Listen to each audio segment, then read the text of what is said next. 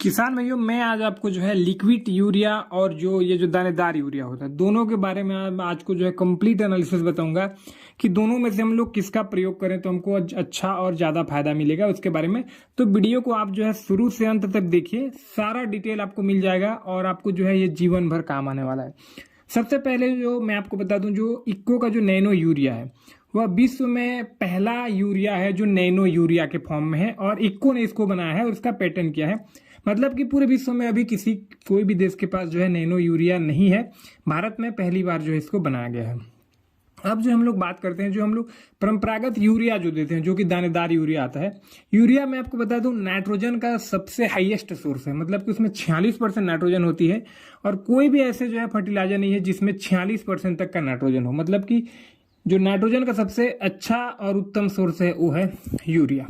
अब यूरिया जो है दो टाइप से आते हैं, दो टाइप से कहने का मतलब एक जो है बारीक दाने में आता है और एक थोड़ा मोटा दाने में आता है, मतलब जिसको हम लोग दानेदार बोलते हैं। दोनों में अंतर मैं आपको बता दूं, जो बारीक दाने वाला होता है ना वो बहुत जल्दी घुलता है, पौधे को बहुत जल्दी मिलता है, और जो मोटा दाने वाला होता है वह जो है मतलब कि धीरे से घुलता है। अब जो हम लोग इसके काम करने के तरीके के बारे में आपको बताता हूँ। यूरिया जो है काम तब करता है जब खेत में नमी हो या फिर पानी हो, मतलब कि बिना पानी में यूरिया कोई काम कर नहीं देता है। जैसे कि हम लोग कोई खेत सूखा पड़ा है, उसमें हम लोग बोरी भर यूरिया छिड़क दिए, वो वैसे ही पड़ा रहेगा, पौधे को भी नहीं मिलेगा ना कुछ काम का नहीं आएगा। जैसे उसमें पानी या फिर नमी मिलेगा तो वो जो है अपना काम करना चालू कर देगा। एक चीज और मैं आपको बता दूं, यूरिया जो है जैसे कि हम लोग मिट्टी में डाल दिए, नमी भी मिल गई, पानी भी मिल गई उसको, तब कैसे काम करता है। देखिए, यूरिया जो रहती है उसको जो है घुलने के लिए उसको एक एंजाइम की जरूरत पड़ती है, जो कि सामान्यतः मिट्टी में उपलब्ध रहती है।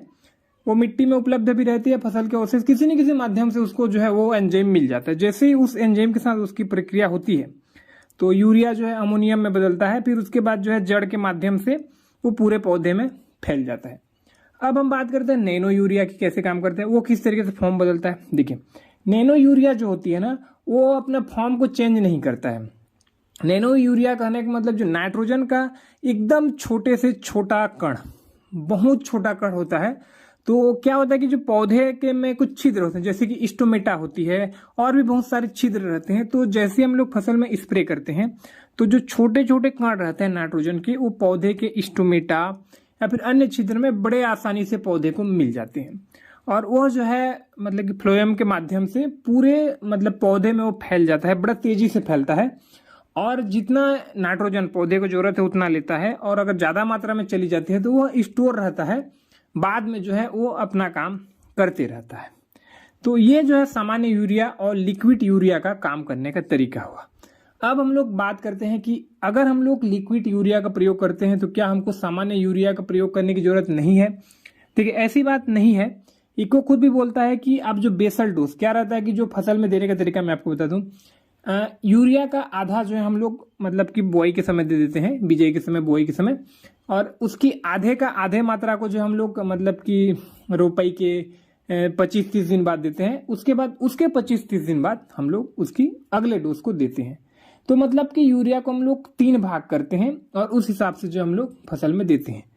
तो इको का भी कहना है कि जो आप यूरिया जो बेसल डोज देते हो, कहने का मतलब जो 50% यूरिया जो हम लोग बिजाई के समय देते हैं उसको आपको देना है। उसके बाद जो आधा बचता था उसको हम लोग आधे आधे करके जो फसल में देते थे उसको आपको देने की जरूरत नहीं है। वहां पे आपको जो है आपकी मतलब की फसल में ये नैनो यूरिया को आप स्प्रे करोगे तो आपका काम चल जाएगा। अब दोनों की कीमत के बारे में थोड़ा सा कंपेयर कर ही लेते हैं। देखिए, सामान्य यूरिया जो आती है लगभग 45 kg की, वो लगभग 260 समथिंग इधर उधर होते रहता है, उस रेट में मिलता है।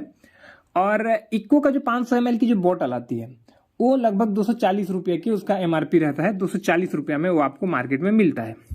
1 एकड़ के लिए वो बोतल रहता है जिसको आपको एक बार स्प्रे करना है, और कम से कम आपकी फसल में जो है 2 बार कम से कम फसल में स्प्रे करना है। जैसे कि आपको मतलब कि जब उसमें कमसे जब आते हैं उस समय, थोड़ी फ्लावरिंग स्टेज के समय, इस तरीके से आपको 2 स्प्रे आपको जो है नैनो यूरिया का करना है। तो उसके बाद कंपनी का कहना है कि आपको और अलग से यूरिया देने की जरूरत नहीं पड़ेगी।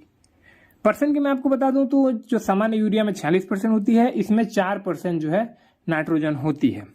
हालांकि एक चीज और मैं आपको बता दूं, जब यूरिया को हम लोग फसल में देते हैं तो लगभग 50% लॉस हो जाता है। 50% ही जो है मतलब 60% समथिंग जो है पौधे मतलब प्राप्त करता है, तो 46 में से 46% जो है पौधे प्राप्त नहीं करता है।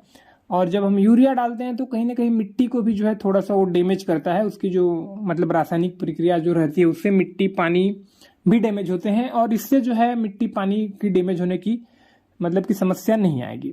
अब जो जहां पर पानी की कमी है, जहां पर सूखा है, तो वहां पर यूरिया तो काम करेगा नहीं, तो वहां के लिए जो है नैनो यूरिया परफेक्ट है।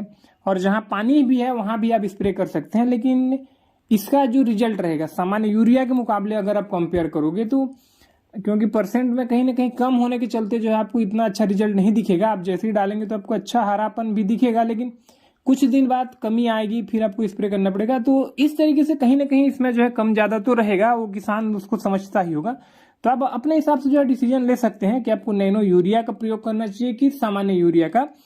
ऐसी बात नहीं है कि नैनो यूरिया आने से सामान्य यूरिया बंद हो जाएगी और सामान्य यूरिया के रहने से नैनो यूरिया बंद, दोनों अलग अलग चीज है, दोनों की कार्य प्रणाली अलग अलग है, और दोनों का जो अलग अलग जगह में अलग अलग महत्व है।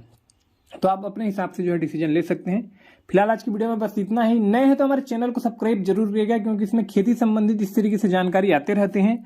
और ये वाली जो वीडियो में कुछ और भी आपको समस्या आती है समझने में, तो आप नीचे में कमेंट जरूर करिएगा। वीडियो को देखने के लिए आपको बहुत बहुत धन्यवाद। जय भारत, जय हिंद।